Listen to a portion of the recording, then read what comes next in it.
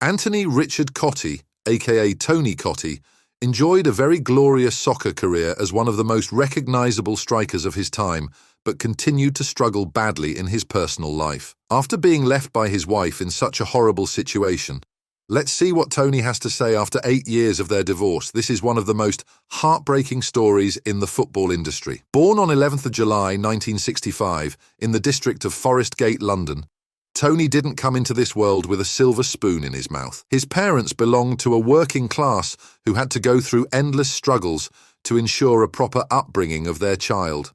His father worked as a factory worker, and his mother was a school cleaner whose combined income wasn't sufficient to fulfill even their important needs. But these endless struggles taught Tony the value of hard work and resilience, which he would demonstrate on the field later. Despite their financial struggles, Tony's parents encouraged him to play football, and from his early days the kid showed exceptional talent and a natural affinity for the sport. Gradually, Tony set his foot on the field by playing for youth teams, where he scored amazing goals and showcased his phenomenal striking ability. However, his journey towards the top tier wasn't going to be easy. He was small in size, measuring 5'7", and because of his small size, many people doubted his potential to succeed as a striker in the sport. However, as they say, pressure is what turns a lump of coal into diamond. Similarly, all these doubts only made Tony more determined to achieve his goal and prove his worth to the whole world. At just the age of 17, Cottee made his first division debut with West Ham United on 1st of January 1983 against Tottenham Hotspur, scoring a brilliant goal. And this marked the start of an unforgettable journey that the whole world would remember forever. During the 1982-83 season, Tony played a total 8 games for West Ham United and scored 5 massive goals, proving his superior striking ability.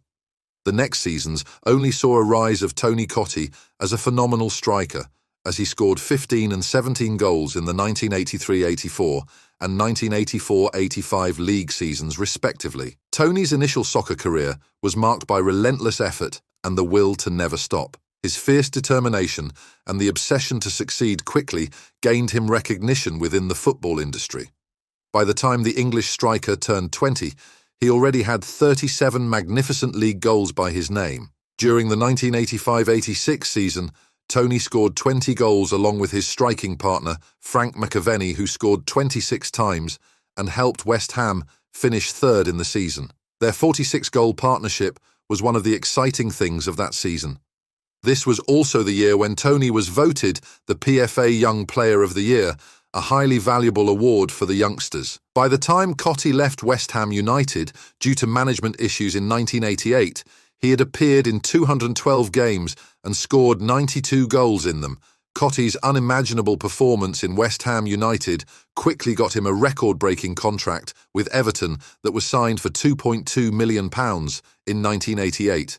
It was like everyone knew what Tony was capable of doing with the ball on his days. Making a remarkable debut with Everton on 27 August 1988, Tony scored a brilliant hat-trick against Newcastle United to kick off his 1988-89 season. However, Everton's performance in the upcoming seasons only deteriorated as new managers and assistants were appointed, and 2 new strikers were added to the main lineup. Cottee did try to contribute to his full potential by scoring 13, 10 and 8 goals in the next 3 seasons respectively.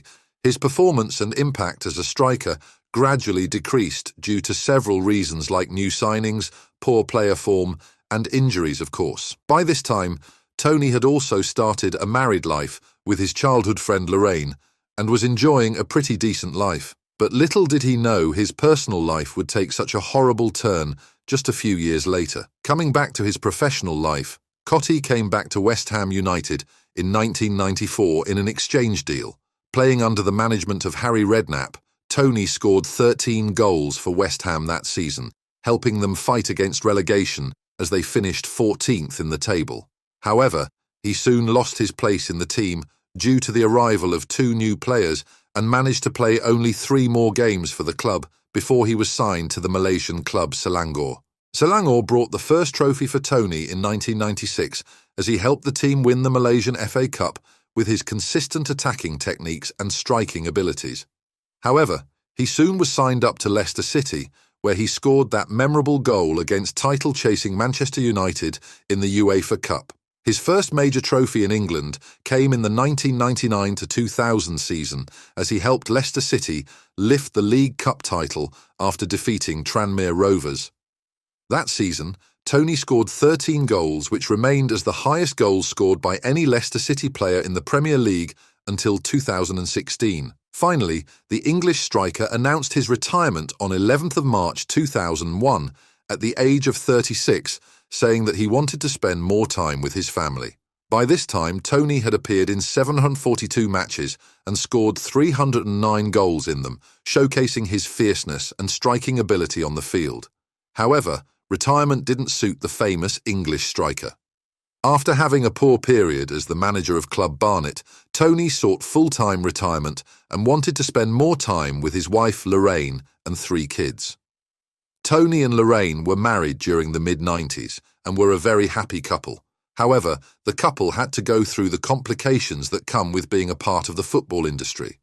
Tony's frequent travels, super demanding game schedules, and his consistent determination towards the game presented a number of challenges before the couple. However, Lorraine solidly stood by Cottee's side through both ups and downs of his career and resembled unwavering support and trust for their relationship. One of the key challenges that the couple faced in their relationship was lack of time from Tony's side. He constantly stayed away from his wife due to practice matches, games, training, and media commitments. But even in such complicated circumstances, Lorraine managed the household, the kids, and supported her family while Tony was out there chasing his dreams. This requires immense resilience and commitment toward the family. Along with all that, public security and criticism came out as another huge challenge for the married couple. To be honest, this comes with the profession. When you are a high-profile athlete, the media will focus on your personal life and try to extract as much gossip as they can, which often raises personal issues and miscommunications. The same happened with Tony and Lorraine, but they stayed strong and solved small problems by talking openly. Tony's willingness to prioritize his family amidst his demanding professional career clearly demonstrates his love for his wife and kids. After all, it was they who he was doing all this for, right? However, things were only good as long as Cottee was playing professionally. As soon as he retired from the game, his personal life collapsed. Tony, who used to earn as much as £5,000 a week, was now earning almost nothing, but he carried on living the lifestyle he was used to. As a result, the family started facing financial problems and things weren't looking good.